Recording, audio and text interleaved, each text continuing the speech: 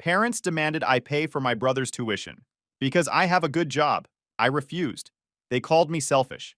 I sent them an itemized bill for everything I've paid for over the last 10 years. The total was $150,000. They went silent. Hey, Reddit. So I just torpedoed my relationship with my parents by doing something I probably should have done years ago. They demanded I pay for my younger brother's college tuition because I supposedly have a good job and can afford it. I said no. They called me selfish and ungrateful. So I sent them an itemized spreadsheet of every single thing I've paid for over the last decade. The total came to $150,000. They haven't spoken to me in 3 weeks. Let me back up and give you the full picture of how messed up my family dynamic has been since basically forever. I'm 32 now. My brother Austin is 24. The age gap meant we were never super close growing up, but I didn't think much of it as a kid. What I didn't realize until I got older was that those 8 years between us meant I was basically the test run child. You know how first kids get all the strict rules and high expectations? Yeah, that was me. Austin got to be the baby who could do no wrong. When I was in high school, I had a 10 p.m. curfew on weekends. Had to maintain a 3.5 GPA minimum or lose car privileges. Was expected to work part-time to pay for gas, insurance, and anything I wanted beyond basic necessities. My parents' philosophy was that hard work builds character, and boy did they make sure I had plenty of character-building opportunities. Austin? Dude had a midnight curfew starting at age 15. No GPA requirements. Never had to work a single day in high school because my parents said he needed to focus on being a kid and enjoying his youth. The same youth I apparently wasn't entitled to enjoy. But it wasn't just the different rules that got to me. It was the constant expectation that I would step up and be the responsible one. The safety net. The backup plan for everything. I went to state college on a partial academic scholarship that covered about 60% of my tuition. The rest I had to figure out myself through a combination of loans and working. Lived in the dorms freshman year because it was required, sharing a tiny room with a guy who thought personal hygiene was optional. Then I moved into a cheap apartment with 3 roommates to save money.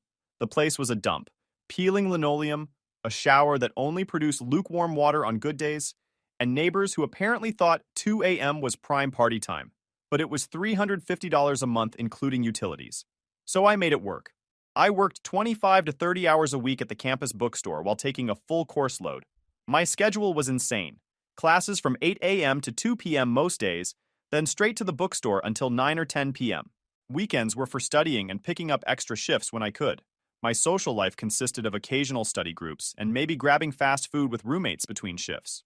Graduated in 4 years with a degree in accounting, about $28,000 in student loans, and exactly zero help from my parents beyond occasionally letting me raid their pantry when I visited home.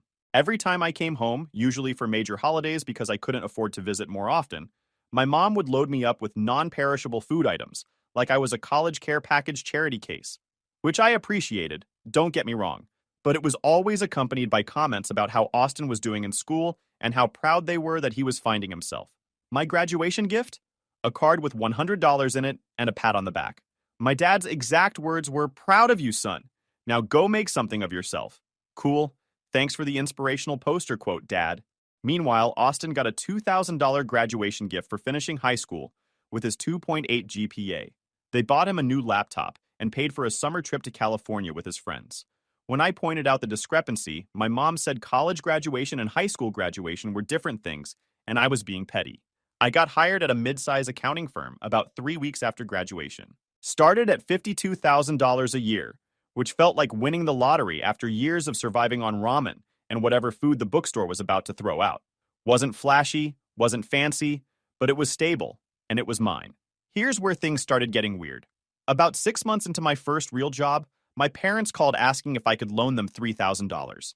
Their water heater died, and they needed a new one ASAP. They promised they'd pay me back within 3 months. My dad even said, "We'll pay you interest, make it worth your while." I was young and stupid, and wanted to be a good son. Wanted to prove I was doing well, that their sacrifices raising me had paid off.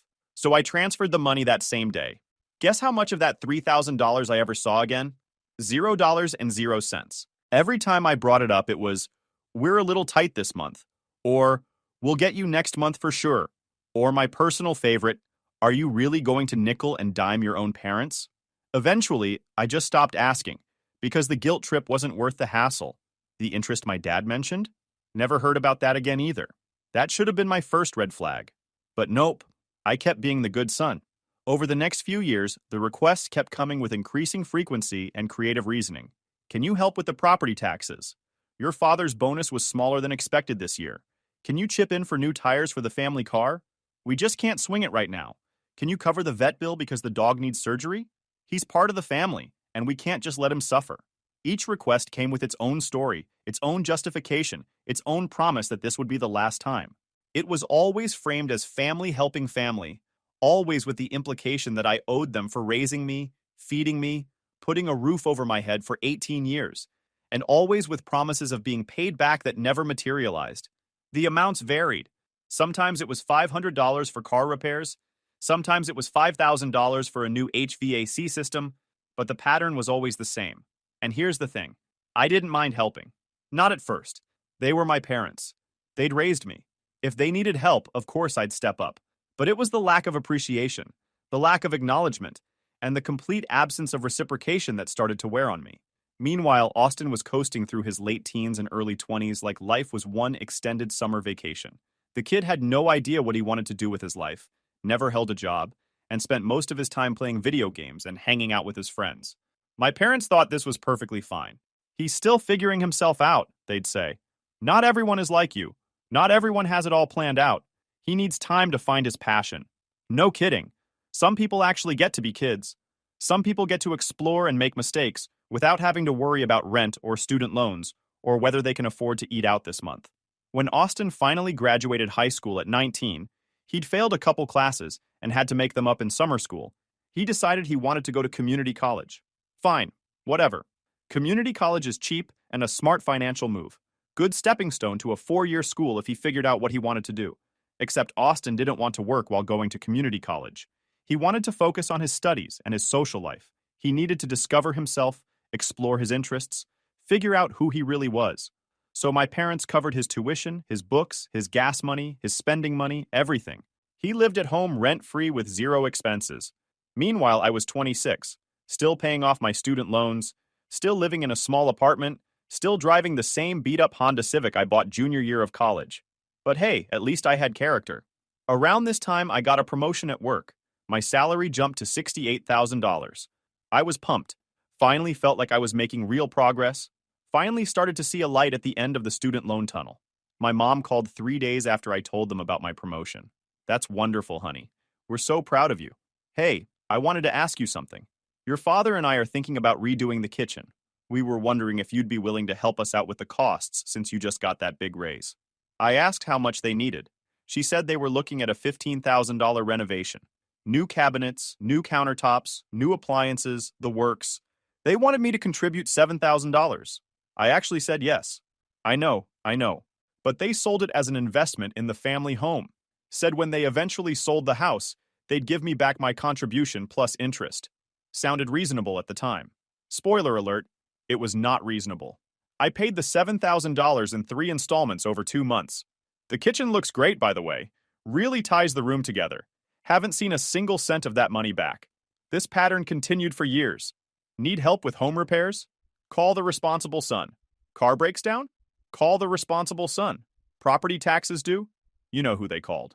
And every single time, Austin was mysteriously exempt from these family obligations. He's still in school, they'd say. Then when he finished his associate's degree, it was, he's just starting out. He needs time to get on his feet. Then when he finally got a job as a pharmacy technician, making $32,000 a year, it became, he doesn't make as much as you. It wouldn't be fair to ask him. I kept a mental tally of all this stuff, but never really added it up. Seemed too depressing. I just kept telling myself I was being a good son, helping out my family, doing the right thing. That's what you're supposed to do, right? Meanwhile, my own life was on hold. I wanted to buy a house but couldn't save enough for a down payment, because every time I got close, another family emergency would drain my savings. I wanted to travel, but couldn't justify the expense when my parents might need help with something.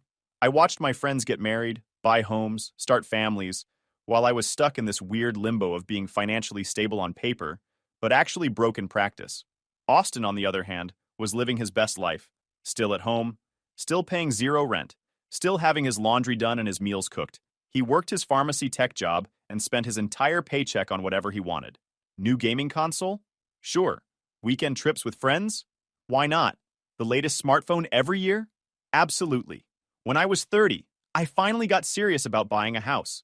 I'd been with the firm for 8 years, was making $82,000 a year, and I was done throwing money away on rent. I buckled down, stopped saying yes to every family request, and saved aggressively for 18 months. My parents were not thrilled about my new boundaries. When my dad's truck needed new brakes, and I said I couldn't help because I was saving for a house, he hit me with, "After everything we've sacrificed for you, you can't help us out?" When my mom asked me to chip in for a new fence and I declined, she went silent for a week and then sent me a long text about how family is supposed to support each other. But I stuck to my guns. I had to. I was 30 years old and had nothing to show for a decade of working.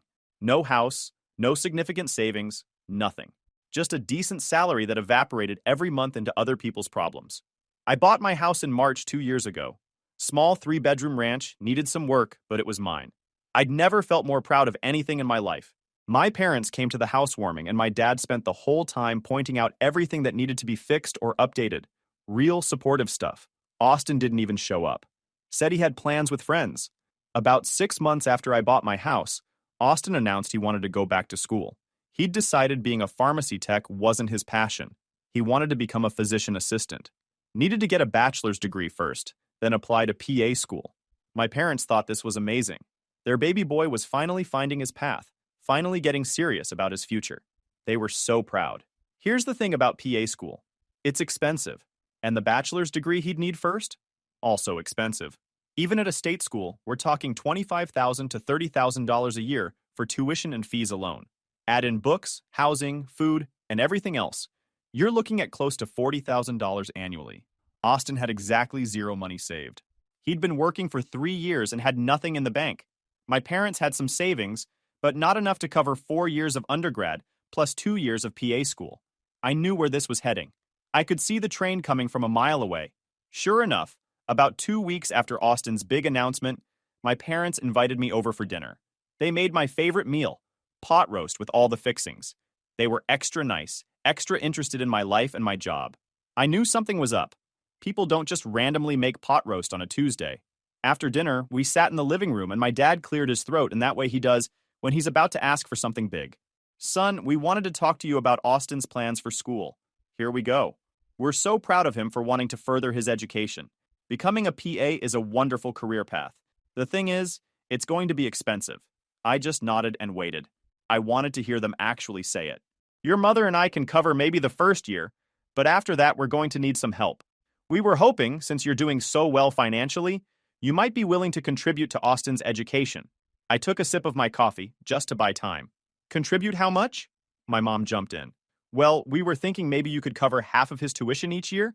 That would be about $12,000 to $15,000 annually. We know it's a lot, but you're in such a good place right now. And Austin really needs this opportunity." I did some quick math in my head. 4 years of undergrad at $15,000 per year is $60,000. That's not even counting if they'd expect me to keep paying when he went to PA school. "So you want me to pay $60,000 for Austin's bachelor's degree?" I said flatly. "It's not like you'd have to pay it all at once," my dad said quickly. "Just semester by semester. And think of it as an investment in your brother's future. When he's making good money as a PA, he can pay you back." There it was again. The promise of being paid back. The same promise I'd heard 100 times before and never seen fulfilled. "And what is Austin contributing to his own education?" I asked. They both looked confused, like that was a weird question. "Well, he'll be focused on his studies," my mom said. "He can't work full-time and go to school full-time. That wouldn't be fair to him." "I worked 25 to 30 hours a week while getting my degree," I pointed out. "That was different," my dad said. "You were always more academically inclined. School came easier to you. Austin is going to have to work harder, so he needs to be able to focus." The mental gymnastics were Olympic level. "Is Austin planning to take out any student loans?" I asked. "We don't want him graduating with debt," my mom said firmly. "Student loans are such a burden. Look how long it took you to pay yours off." "Right, because I was paying them off while simultaneously funding everyone else's lives." I sat there for a minute, just processing the absolute audacity of what they were asking. They wanted me to hand over $60,000 so my 24-year-old brother could go to college without working or taking loans. The same brother who'd never contributed a dime to any family expense, who'd lived rent-free his entire life, who'd had everything handed to him on a silver platter. I need to think about it, I finally said. My mom's face lit up. Of course, of course. We're not asking for an answer right now. Just think about it and let us know. I went home that night and I couldn't sleep. I kept thinking about everything I'd sacrificed, everything I'd given up, all the years of being the responsible one and the reliable one, and the one who always came through for the family. And then I started thinking about actual numbers. How much had I really given them over the years? I spent the entire next day going through my bank records, credit card statements, old emails, everything. I made a spreadsheet. I categorized every expense.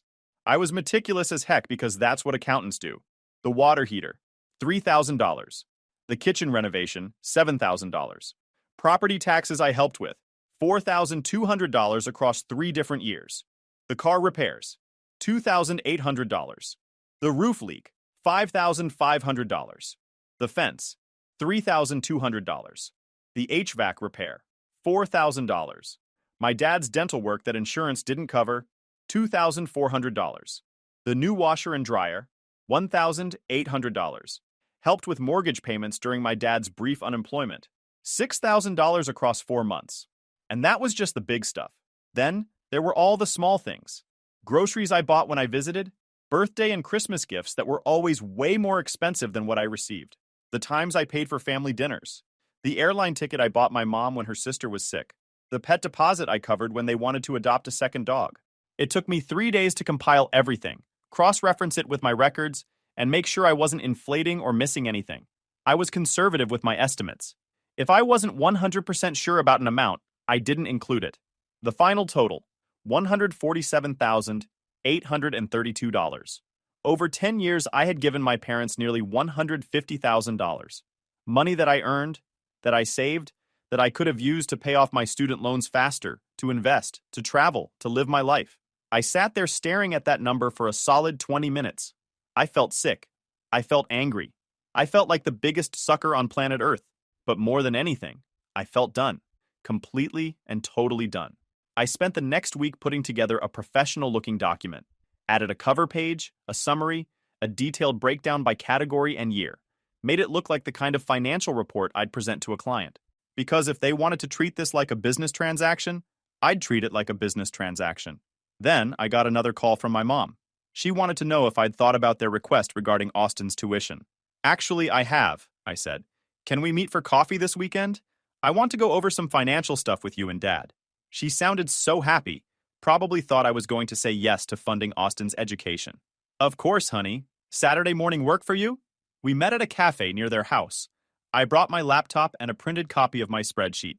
They showed up looking relaxed and optimistic, probably already mentally spending my money. We ordered coffee and sat down. My dad asked how work was going. We made small talk for a few minutes. Then he said, "So, about Austin's schooling." "Yeah, I've been giving it a lot of thought," I said.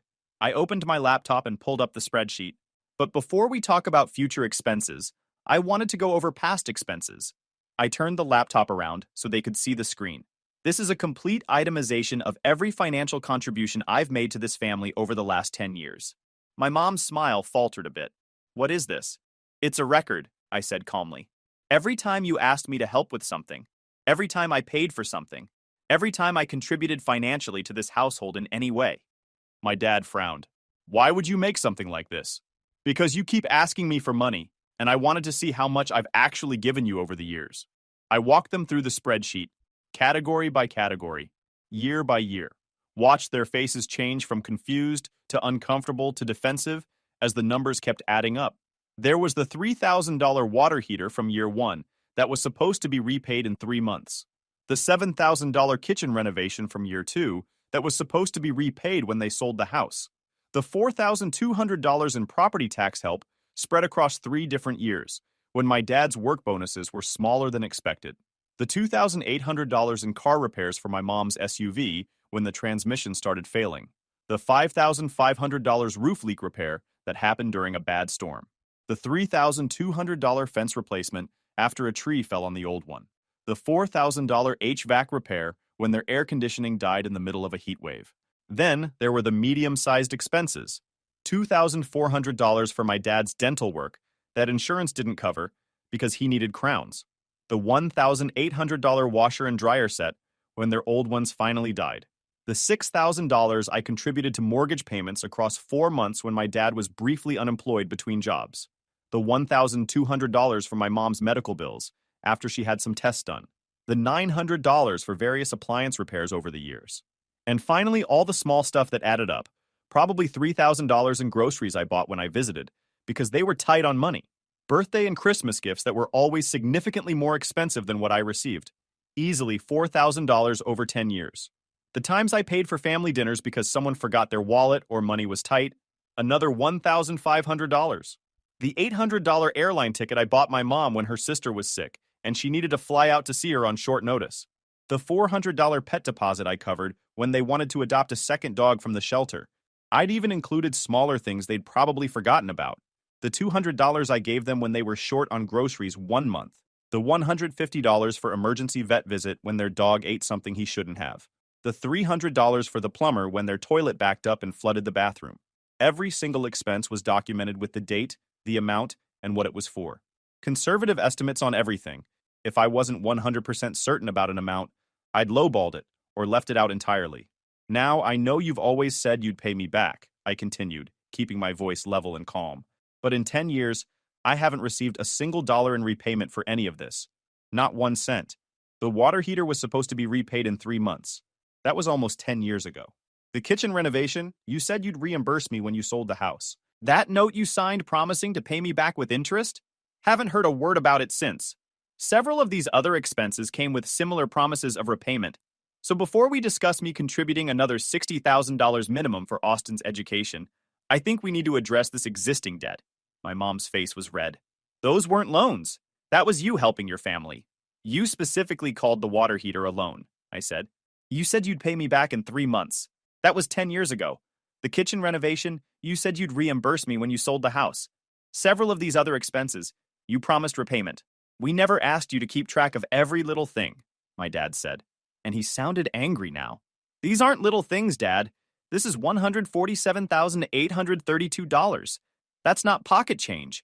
That's a down payment on a house. That's a new car. That's my retirement fund. That's my life. Family helps family, my mom said, her voice shaking. We raised you, we fed you, we clothed you for 18 years. This is how families work. You're right, I agreed. You raised me for 18 years. And I've spent the last 10 years paying you back for that. Plus interest, apparently. But here's the thing. I didn't raise Austin. You did. He's your son, not mine. His education is not my financial responsibility. He's your brother, my dad said. He's your son, I repeated. And unlike me, he's never contributed a single dollar to this family. He's never helped with repairs or bills or emergencies. He's lived rent-free for 24 years. He's had everything handed to him. So why exactly should I fund his education when he won't even fund his own? Because you can afford it and we can't, my mom said, and now she was crying. Great. The tears, right on schedule. I can't afford it either, I said. I make good money, yes. But I also have a mortgage, bills, my own student loans that I just finished paying off last year, and a life I'd like to actually live at some point. I can't keep being the family bank. So you're just going to abandon your brother? My dad asked. Leave him with no options for school? He has options, I said. He can take out student loans like I did. He can work part-time while going to school like I did. He can go to a cheaper school. He can apply for scholarships and grants.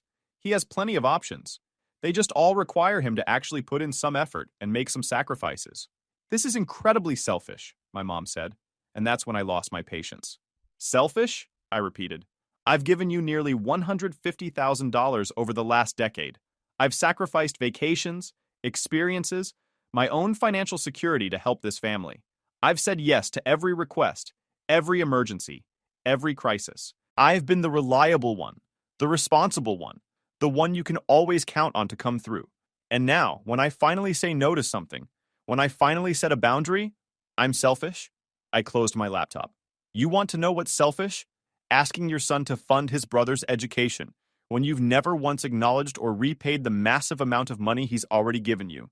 Expecting me to sacrifice more of my life and my future for a brother who's never had to sacrifice anything. Calling me selfish for finally, after 10 years, putting my own financial well-being first. I stood up. I'm not paying for Austin's school. He's an adult. You're his parents. Figure it out without me. My mom was full-on crying now. How can you be so cruel? I'm not being cruel. I'm being realistic. I'm done being the family ATM. I'm done sacrificing my life for people who won't even acknowledge those sacrifices. My dad stood up too. If you walk away from this family, don't expect us to be here when you need something. I actually laughed at that. When have I ever needed something from you? When have you ever helped me with anything? I bought my house by myself. I paid for my education by myself. I've built my entire life by myself while simultaneously funding yours. So yeah, I think I'll be just fine without your help. I left the cafe. Didn't look back. Felt weirdly calm. That was 3 weeks ago. They've called a few times. Left voicemails. My mom's messages started out angry, then became sad and guilt-trippy, and now she's back to angry. My dad's been mostly silent except for one text that said, "Your mother is heartbroken. Hope you're happy." Austin sent me one message. "Can't believe you do this to me, bro. Thought you had my back. You know how important this is to me. Guess money means more to you than family." I stared at that message for a solid 5 minutes. The audacity was actually impressive. This kid who'd never worked for anything, never contributed anything, never made a single sacrifice, was lecturing me about family and priorities. I typed out about 6 different responses and deleted them all. Finally settled on nothing. Radio silence seemed like the most appropriate response. I didn't respond to any of them. Not my parents, not Austin, none of it. Blocked their numbers for a few days just to give myself some peace and space to think without the constant barrage of guilt-trip texts and voicemails. Here's the thing. I don't feel guilty. I thought I would. I thought I'd be drowning in guilt and regret. But instead, I feel lighter than I have in years. I feel free. I ran the numbers on what I'll save by not contributing to Austin's education. $60,000 over 4 years minimum. That's not even counting if they would have expected me to pay for PA school too. That's money I can put toward my retirement, my future, maybe even a vacation to somewhere I've always wanted to go. Some of my friends think I did the right thing. Others think I should have at least helped out a little bit, that I was too harsh. My girlfriend says she's proud of me for standing up for myself, but wishes I'd had this conversation with my parents years ago. My coworker asked if I showed them the spreadsheet to hurt them or to make a point. Honest answer? Both. I wanted them to see in black and white what they'd been asking of me all these years. I wanted them to confront the actual numbers instead of just vaguely thinking, "Oh, he helps out sometimes." Part of me wonders if I should have handled it differently. Been less confrontational, maybe? Broken it to them gently. But then I remember every time I tried to set a boundary and they bulldozed right through it. Every time I tried to say no and they guilted me into yes. Every time I sacrificed something I wanted because they needed something. I spent 10 years being gentle, being understanding, being the bigger person. And all it got me was $150,000 poorer and a family that viewed me as a resource rather than a person. The weirdest part is how many things in my life have suddenly become possible now that I'm not constantly hemorrhaging money to family emergencies. I booked a trip to Iceland in January. I've been wanting to go for years, but could never justify the cost. Now I can. I started contributing more to my retirement fund. I'm looking at buying a newer car. None of these things are extravagant or crazy. They're just normal things that normal 32-year-olds do with their money, but I couldn't do them before because I was too busy funding everyone else's life. My girlfriend asked me last night if I think my parents will ever actually acknowledge what I've done for them over the years. Honest answer? Probably not. People don't like confronting the fact that they've been taking advantage of someone, even unintentionally. It's easier to frame me as the selfish son who abandoned his family than to admit they've been bleeding me dry for a decade. Austin will figure out his education. He'll take out loans or find a cheaper school or maybe even get a job and save up. He'll be fine. He's 24. He has time. And honestly, having to work for something might be the best thing that ever happens to him. Lord knows having everything handed to him hasn't done him any favors. As for my parents, I don't know if we'll ever get past this. Part of me hopes we can eventually have a relationship that's based on mutual respect rather than financial obligation. But if that doesn't happen, I've made my peace with it. I spent 10 years being the person they wanted me to be, the responsible son, the reliable brother, the family safety net, and it cost me $150,000 and a decade of my life. I'm done being that person. From now on, I'm just going to be me. And if that makes me selfish in their eyes, so be it. I'll be selfish all the way to Iceland. Update. Since I posted this, I've gotten a lot of messages asking what happened next. So here's how this played out. 3 days of silence. Then my Aunt Carol called, my mom's sister. We're not super close, but she's always been straight with me. Your mother called me crying, said you're refusing to help Austin and threw some financial records in their faces. I want to hear your side. I told her everything. The 10 years of requests, the broken promises, the $150,000 total. Even sent her the spreadsheet. Long silence on her end. Then, I had no idea it was that extreme. Your mom always made it sound like you helped occasionally, not that you were funding their entire life. Turns out Carol had dealt with similar requests from my parents for years. She'd started saying no about 5 years back. They moved on to you when I set boundaries, she said. For what it's worth, I think you did the right thing. Austin's 24th. He can figure out school like everyone else. That actually helped. At least one family member wasn't completely delusional. Then yesterday, my dad showed up at my office. No warning. Just walked into the lobby during lunch like he owned the place. My coworker gave me a heads up and I found him sitting there looking pissed. We need to talk. I'm at work, Dad. You blocked our numbers. Won't return calls. Your mother's devastated. I could see my coworkers watching. Great. 5 minutes. Conference room. We went in and he didn't waste time. This spreadsheet is insane. You're treating family like a business. You asked for money like a business. Made repayment promises like a business. I just documented it like one. We're your parents. We shouldn't have to justify asking for help. And I shouldn't have to justify saying no after $150,000. His face went red. You offered most of the time. After you guilted me. After you made it clear saying no meant I was a bad son. After you promised you'd pay me back. He slammed his hand on the conference table. A couple people walking by the glass walls looked in. Things got tight. We couldn't pay you back. You think we wanted to keep asking you for money? You think that was easy for us? I think it was a lot easier than you're making it sound. Because if it was really that hard, you would have found ways to cut back. You would have told Austin to get a job. You would have said no to some of his expenses. But you didn't. He's our son too. Right. And apparently my job is to fund both of you while building my own life from scratch. That makes total sense. What was I supposed to do? Tell him he can't go to college because we're broke? Tell him he needs to work for it. Tell him loans are an option. Tell him the same things you told me when I went to school. You know, the things you're supposed to tell adult children. He stood there, jaw clenched. I could see him trying to come up with a counter-argument. You make good money. This isn't a hardship for you. Making good money doesn't mean I have unlimited funds. It doesn't mean my money is communal property. I worked for every dollar I've given you. Worked while Austin slept in until noon and played games all evening. You're really going to throw his lifestyle in our faces? I'm throwing the double standard in your face. When I was his age, I was working 30 hours a week and going to school full-time. Now I'm 32, and still expected to fund everyone else while he coasts through life. Austin's struggling. Austin's comfortable. Big difference. He struggles with having to actually work, having to make sacrifices, having to delay gratification. Those aren't real struggles. Those are normal parts of being an adult. You used to be more understanding. I used to be more naive. I used to think if I just helped out one more time, you'd stop asking. That if I was the good son, eventually you'd appreciate it. 10 years and $150,000 later, I finally figured out that was never going to happen. Dad stared at me like I'd become a stranger. Your mother's been crying every night since you showed us that spreadsheet. Maybe she should have cried when she realized how much I'd been giving. Maybe tears before asking for more money would have been appropriate. You've become cold. I've become realistic. Austin's giving up PA school because of you, he finally said. He's going to work for it like I did. Loans exist. Jobs exist. He just doesn't want to use them because you never made him work for anything. You're really not helping him. I'm really not. He stood up.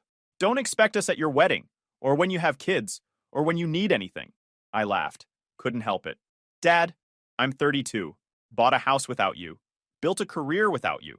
I've done everything without your help. I'll be fine. He walked out without another word. My boss asked later if everything was okay. I said family dispute and left it at that. That night, Austin called from a different number. I was dumb enough to answer. You happy now? Mom's crying. Dad's furious. Everyone thinks you're an asshole. Everyone being you three? Because Aunt Carol thinks I did the right thing. Dead silence. He didn't know I'd talked to her. Wait, you talked to Aunt Carol? She called me. Wanted to hear my side after Mom called her sobbing. Funny thing, Carol's been dealing with the same requests from them for years. She cut them off 5 years ago. They just moved down the family tree to me when she started saying no. That's not the same thing. It's exactly the same thing.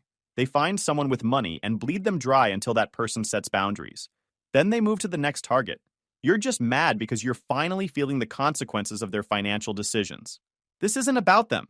This is about you refusing to help your own brother. You want PA school, take out loans, get a job, do what normal people do? I worked through college while you sat at home playing video games. Time to join the real world. School's more expensive now. Jobs don't pay enough. It's not the same. School was expensive for me too. Jobs didn't pay great then either. I made it work because I had to. You've never had to make anything work, because someone always fixed it for you. You're really going to let me fail because you're bitter about working in college? I'm not letting you fail.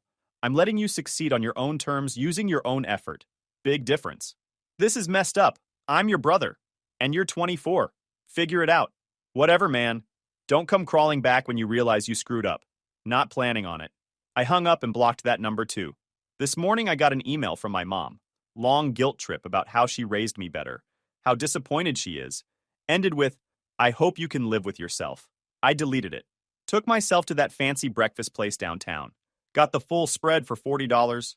Didn't think twice. Guys, we are so close to hit 100,000 subscribers on this channel. If you are not subscribed to the channel, please consider subscribing. It really helps hit that 100,000 mark. Thanks for making this dream come true.